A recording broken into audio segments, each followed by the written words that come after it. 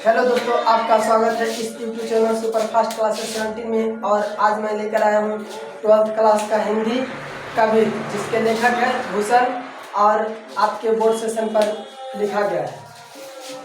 तो आज दोस्तों हमारा 5वां चैप्टर पढ़ने का है कवि। कवित के लेखक हैं भूषण। कवित के लेखक हो गए भूषण जी। और भूषण जी का जन्म है 1613 ईस्वी तिकवापुर यूपी। इनका जन्म हुआ था 1613 ईस्वी तिकवापुर यूपी। और यह है रीतिकाल के कवि। रीतिकाल के कवि हैं और यह मुगल बादशाह के काल के भी हैं। और यह जो है मुगल बादशाह के काल के भी कवि हैं। और इनका पिता का नाम था रत्नाकर त्रिपाठी। भूषण के पिता का नाम था रत्नाकर त्रिपाठी। और इनका रचना है शिवराज भूषण। अपने ही नाम पर लिखे रचना शिवराज भूषण, शिव बावनी और भूषण हजारा। और भी इनका रचना है लेकिन ज़्यादा लंबा हो जाता है, इसलिए 3 ही इम्पोर्टेंट है लिखे हैं। तो शिवराज भूषण, शिव बावनी, भूषण हजारा, इनका ये सब रचना है। और यह 52 मुक्तकों का रचना है। कितने मुक्तक का है? 52 मुक्तक का रचना है। 52 मुक्तक का रचना है। तो इसके आगे है दोस्तों, यह किस काल के कवि है? रीतिकाल के कवि है। पहले ही बता चुके होंगे कि यह रीतिकाल के कवि है। और यह मुगल बादशाह औरंगजेब के समकालीन थे। औरंगजेब के काल के भी थे। और उसके बाद यह कवित में वीर रस का संबंध है। इस कवित में पढ़ने का हमारा है वीर रस, जो छत्रसाल और शिवाजी के वीरों का बखान किया गया है। इस प्रकार हमारा यह रीतिकाल के कवि है। इस प्रकार दोस्तों कवि परिचय खत्म हुआ। और कवित का पहला पद स्टार्ट हो रहा है, जो आपके बोर्ड सेशन पर लिखा गया है। इंद्र जिमी जम्भ पर, बारह जय अम्भ पर, रावण सदम पर रघुकुल राज। तो इसके पहले दोस्तों बताते हैं कि यह जो है शिवाजी के वीरता का बखान किया गया।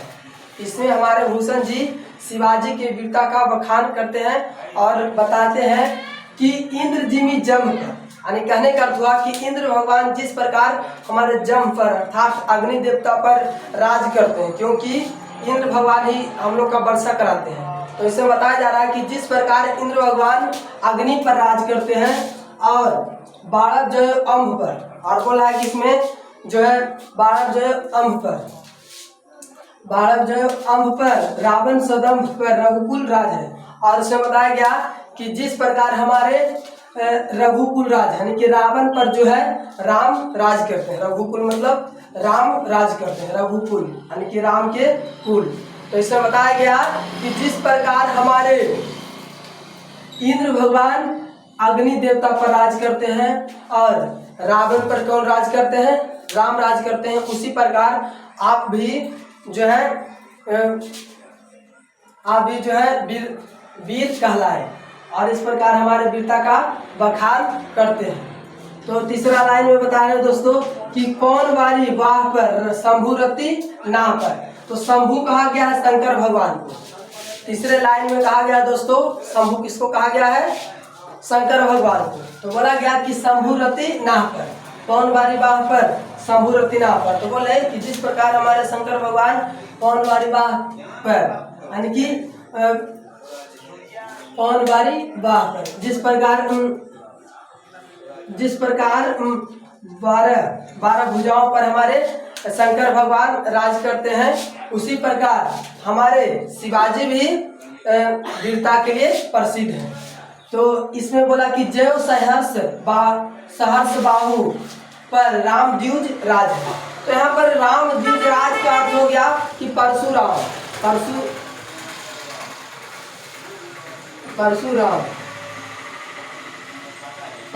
को कहा गया है द्विज राज। तो यहाँ पर द्विज राज इसलिए बोला गया क्योंकि सहर्ष बाहु को जो है परशुराम जी वध करते हैं। तो यहाँ पर बोला गया कि जिस प्रकार परशुराम का इस पर किस पर राज है? सहर्षबाहु। सहर्षबाहु बोले यह जो है उसको नाश करते हैं। तो सहर्षबाहु पर जिस प्रकार आपका राज है उसी प्रकार आप वीरता के लिए भी प्रसिद्ध हैं। इस प्रकार बोला कि दावा द्रुम दंड पर चीता मृग झुंड पर। तो इसके आगे बता रहा है कि दावा द्रुम दंड पर। दावा मतलब हो गया कि यहाँ पर जो है पेड़ पौधा को जो पत्ती होता है वह द्रुम दंड पर, दावा द्रुम दंड पर चीता मृग झुंड पर। तो बोला कि इस प्रकार हमारा जो है पत्तियों का जो झुंड होता है वह जंगलों का होता है, यानी कि पत्ती का झुंड किस पर राज करता है? जंगलों पर। तो बोला गया कि पत्ती का झुंड किस पर राज करता है? जंगलों पर। और चीता मृग झुंड पर, जिस प्रकार हमारा चीता जो है मृग मतलब हिरणों को झुंड पर जिस पर राज करता है उसी प्रकार आप भी वीरता के लिए प्रसिद्ध हैं। तो इस प्रकार हमारे दोस्तों छठा लाइन भी क्लियर हो चुका है। और लास्ट लाइन में आते हैं कि तेजतम अंश पर कान्हा जिमी जंस पर। तो इस प्रकार बोला कि तेजतम अंश पर कान्हा जिमी कंस पर। तो बताया जा रहा है कि जिस प्रकार हमारे कन्हैया यानी कि कृष्ण भगवान कंस पर राज करते हैं। किस पर? कंस पर। कंस से क्रास से सब। तो कंस पर राज करते हैं उसी प्रकार आप भी वीरता के लिए प्रसिद्ध हैं। उसके बाद बोला कि यो मलेच्छ वंश पर शेर शिवराज है, उसी प्रकार आपका भी मलेच्छ वंश पर क्या है? राज है। तो बोले कि उसी प्रकार आपका भी किस वंश पर राज है? मलेच्छ वंश पर। ठीक उसी प्रकार जिस प्रकार पहले लाइन में बोले हैं कि इंद्र भगवान अग्निदेव पर राज करते हैं। उसके बाद बोले कि रावण पर किस पर राज करते हैं? रावण पर राम भगवान राज करते हैं। और शंभु यानी कि शिव भगवान बारीबाह पर राज करते हैं, सहस्रबाहु। उसके बाद सहस्रबाहु पर कौन राज करते हैं? द्विजराज अर्थात परशुराम जो है सहस्रबाहु पर राज करते हैं। इस प्रकार दोस्तों हम बताए कि जिस प्रकार हमारा जो है हिरण के झुंड पर कौन करता है? चीता। और कंस पर कृष्ण। ठीक उसी प्रकार हमारे मलेच्छ वंश पर कौन राज करता है? तो शिवराज अर्थात शिवाजी जी। शिवाजी हमारे इस पर राज करते हैं। इस प्रकार दोस्तों कवित के पहला पद खत्म हुआ और दूसरा पद आपकी बोर्ड सेशन पर लिखा गया है। तो यह जो है छत्रसाल के तलवार के बारे में बताया गया है। पहला जो था शिवाजी के वीरता के बारे में बखान किए थे भूषण जी, और इस पद में जो है छत्रसाल के तलवार के बारे में बताया गया। तो हमारे सबसे पहला लाइन में निक्षत मयान मयूखे परलय भानु कैसी फारे तम तोम से गयंदन के जाल को। यानी कहने का अर्थ हुआ कि हमारा जब निकसता है मयान से तलवार, मयान मतलब होता है रखने वाला, खोली उसको बोलते हैं। तो जब हमारा तलवार निकलता है मयान से तो इस प्रकार प्रभावित होता है जिस प्रकार हमारा जो है सूर्य पृथ्वी पर आता है। सूर्य की किरणें जितना रफ्तार से हमारा पृथ्वी पर आता है उतने रफ्तार से हमारा जो है छत्रसाल के तलवार भी निकल रहा है। तो आगे बोला कि फारे तम तोम से गयंदन के जाल को। तो बोल रहा है कि इस प्रकार तेज से निकलता है कि वह जो है फाड़ते हुए निकलता है, यानी कि बहुत ही रफ्तार में निकलता है, बहुत ही रफ्तार में निकलता है, रफ्तार में निकलता है गयंदन के जाल को। बोले ना कि बहुत ही रफ्तार में निकलता है। इस प्रकार की गयंदन यानी कि गर्दन जब वहां पर आ जाएगा तो उसको भी खत्म कर देगा, चीरते फाड़ते हुए वह निकल जाएगा। फारे तम तुम यानी कि चीरते हुए निकल जाएगा।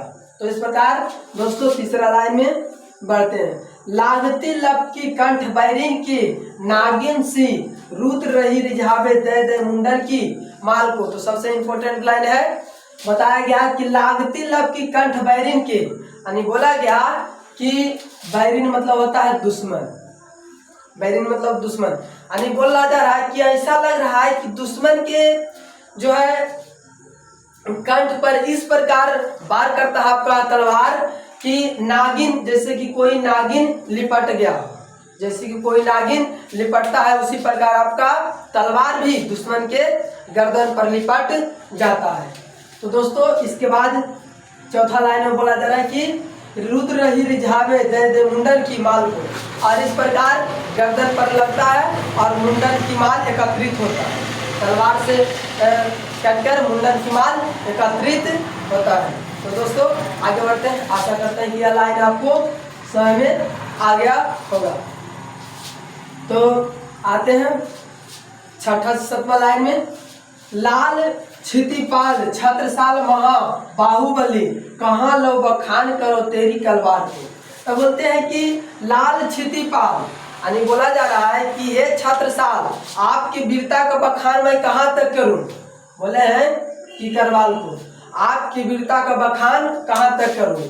छत्रसाल जी को महाबाहुबली भी यहाँ बोला गया है कि हे महाबाहुबली आपका बखान मैं कहाँ तक करूं, क्योंकि आपका छत्रसाल यानी कि आपका तलवार जो है बहुत ही तेज निकलता है। तो आपका बखान कहाँ तक करूं। तो दोस्तों इसमें ज्यादा नहीं था, बोला है कि लाल क्षितिपाल महाबाहुबली। तो बोले कि हे महाबाहुबली आपकी वीरता का बखान यानी कि आपके तलवार के बखान कहाँ तक करूं। आपका तलवार जो है दुश्मन के गर्दन पर इस तरह लिपटता है जिस प्रकार हमारा कोई सांप लिपट जाता है।